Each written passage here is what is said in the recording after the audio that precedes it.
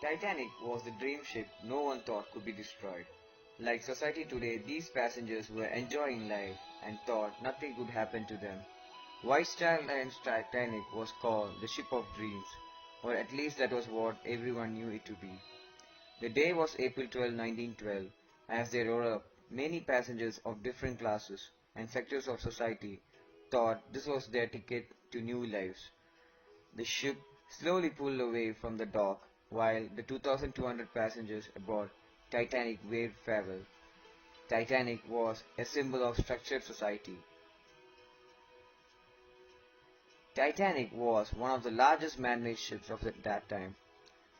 Everything was set to perfection.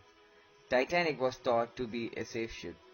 Ismay, the ship's designer, designed watertight doors that would make Titanic unsinkable. At that time, men thought they could rule the ocean. Little did they know Titanic and people of that time were going to have a wake-up call. RMS Titanic is filled with ironies. Two such ironies are dramatic irony and situational irony. Dramatic irony is when the reader or the audience knows something the character doesn't know. In RMS Titanic, the author has bring out dramatic irony by portraying that Titanic is very strong, huge, gigantic and unsinkable.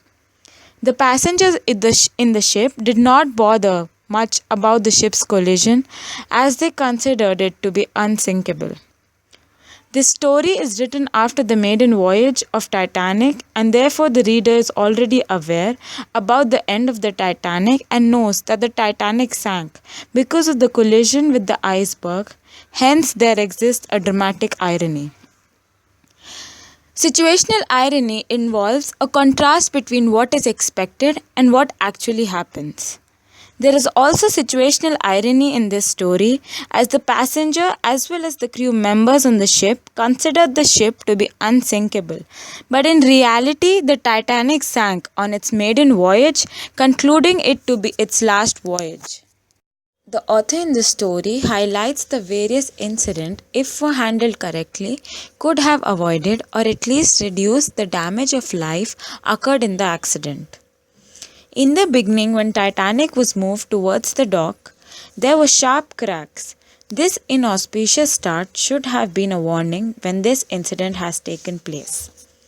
Second, not informing passengers about the collision after collision of the Titanic with the iceberg. Third, ignoring of the continuous warnings about the iceberg in their way. Fourth, even after knowing about the collision, the passengers didn't care much as they considered the ship to be unsinkable.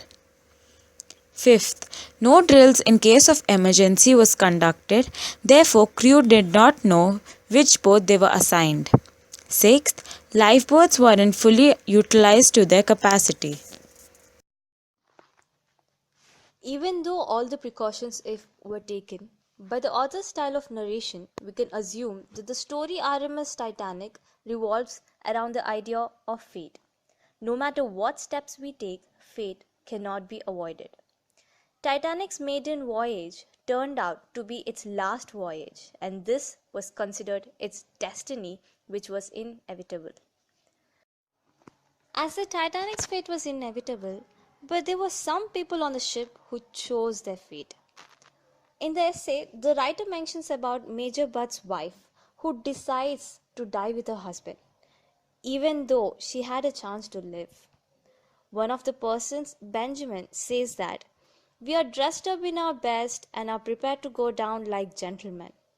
This shows that there were people who were ready to surrender their fate, and there were some who tried their best to change it. By this we could say that the man does not have its rule over sea, and his fate is something already written, which cannot be escaped. Through research, we have found out an amazing story of one of the survivors, Violet Jessop.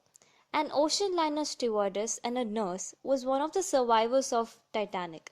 She is also well known for surviving the Britannic in 1916, the sister ship of Titanic. Violet also survived an earlier incident in 1911 when she was aboard the RMS Olympic when it collided with another ship, HMS Hawk.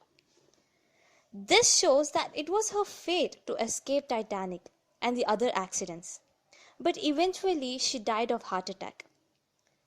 We could relate this that fate plays an important role.